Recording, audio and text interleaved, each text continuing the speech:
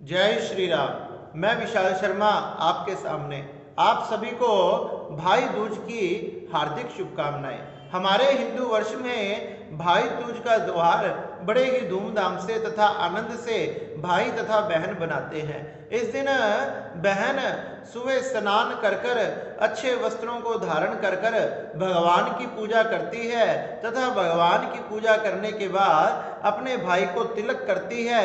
तिलक करके उसके हाथ पर रक्षा बांधती है और रक्षा बांधकर उसका मीठा मुंह कराती है, उसको मिठाई खिलाती है, उसके हाथ में सुपारी पान तथा एक गोला समर्पित करती है और भगवान से उसकी लंबी आयु की प्रार्थना करती है। भाई भी अपने बहन के रक्षा करने का उसे वादा करता है। इस प्रकार से भाई बहन खुश होकर बड़ा ही आनंद से इस त्योहार को बनाते हैं। अपने भाई को तिलक करने का, रक्षा करने का, मुंह मीठा कराने का शुभ मुहूर्त बड़ा ही सुंदर है। सुबह प्रातः के समय लगभग 6:45 से लेकर और 8 बजे तक बड़ा ही सुंदर मुहूर्त है। उसके बाद लगभग 11 बजे से और 1:30 बजे तक बड़ा ही सुंदर मुहूर्त है और उसके बाद अगर और भी देरी हो जाए तो शाम को लगभग 4:30 से 9 बजे तक बड़ा ही सुंदर मुहूर्त है। इस प्रकार से इसी समय के अंदर हमने हमारे भाई को तिलक करना चाहिए, उसके रक्षा कवच हाथों पर बांधना चाहिए, मोली बांधनी चाहिए तथा उसका मुंह मीठा कराना चाहिए। अगर हम इसकी कथा की तरफ बढ़े, जिस कथा को श्रवण करने के बाद ही बहनें अपने भाई के तिलक करती है तथा मुंह मीठा कराती है, तो पूर्व समय में भगवान श्री सूर्य नारायण के धर्मराज तथा यमुना तथा शनि देव जी पुत्र पुत्री थी। इस प्रकार से यमुना जी अपने भाई से हर बार यही प्रार्थना करती थी कि हे भैया, तुम्हें समय नहीं लगता, तुम हमारे घर किसी दिन आओ, भोजन करो, मैं तुम्हारा अतिथि सत्कार करना चाहती हूँ। धर्मराज जी के पास समय नहीं होता था, उनका अधिकांश समय लोगों को दंड देने में तथा किसी को स्वर्ग तथा किसी को नरक प्रदान करने में जाता था। चित्रगुप्त से उनके जीवन के बारे में पूछते और जैसे उन्होंने कर्म किए हैं उसी कर्म के अनुसार उन्हें फल देते थे।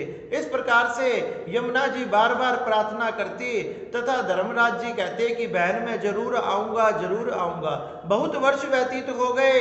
इस प्रकार से धर्मराज जी यमुना जी के घर नहीं जा पाए। एक दिन यमुना जी कार्तिक मास में शुक्ल पक्ष में द्वितीया के दिन अपने धर्मराज अपने भाई के पास गई और कहने लगी कि भैया, आज तुमने मेरे घर चलना पड़ेगा।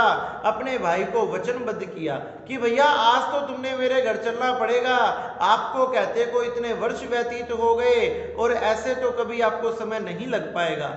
अपनी बहन यमुना जी की बात श्री धर्मराज जी ने मान ली और अपनी बहन को घर जाने का अपनी बहन को वचन दिया। यमुना जी को वचन दिया कि बहन मैं तुम्हारे साथ जरूर चलूंगा तथा अपने उस दिन जितने भी लोग थे उन सबको मुक्त कर दिया और उन सबको मुक्त कर कर धर्मराज जी यमुना जी के घर गए। जब यमुना जी के घर गए तो अपने भाई का स्वागत किया, स्वागत कर कर सुंदर आसन लगाया, आसन पर अपने भाई को बिठाया और आसन पर अपने भाई को बिठाकर उसके मस्तक पर, उसके ललाट पर तिलक किया। एक विजय तिलक उसके माथे पर किया, उसके हाथ में रक्षा बांधी, मोली बांधी तथा उसका मुंह मीठा करवाया। उनके हाथ में गोला, लौंग, इलायची, पान आदि दिए तथा उनके लिए सुंदर भोजन लगाया। इस प्रकार से यमुना जी ने अपने स्वयं के हाथों से धर्मराज जी को भोजन कराया और धर्मराज जी अपने बहन के इस कृत्य से बड़े प्रसन्न हो गए। धर्मराज जी कहने लगे कि बहन मांग, तू क्या मांगना चाहती है? बहन कहने लगी कि हे भैया, आप मुझे यही वरदान दे दो कि आज के दिन जो भी भाई बहन ये त्योहार बनाए, ये उत्सव बनाए, उनको नरक यातना ना करनी पड़े। तो धर्मराज जी अपनी बहन को इस प्रकार से वरदान देते हैं कि आज के दिन कार्तिक मास के शुक्ल पक्ष की द्वितीया के दिन जो भाई अपनी बहन के हाथों से तिलक लगवाएगा, अपने हाथों पर रक्षा बंधवाएगा तथा यमुना जी को नमस्कार करेगा, यमुना जल में स्नान करेगा तो और उसने कभी भी नरक को नहीं देखना पड़ेगा, यमदूतों को नहीं देखना पड़ेगा, उसने नरक ना जाकर सीधा भगवान के धाम स्वर्ग को पधारेगा। इस प्रकार से जो व्यक्ति, जो भाई बहन इस दिन इस त्योहार को बनाते हैं, भाई अपने ललाट पे तिलक लगवाते हैं तथा अपने बहन से रक्षा करवाते हैं, और बहन भी इस प्रकार से जो कार्य करती है, उन भाई बहन ने कभी नरक के द्वार नहीं जाना पड़ता।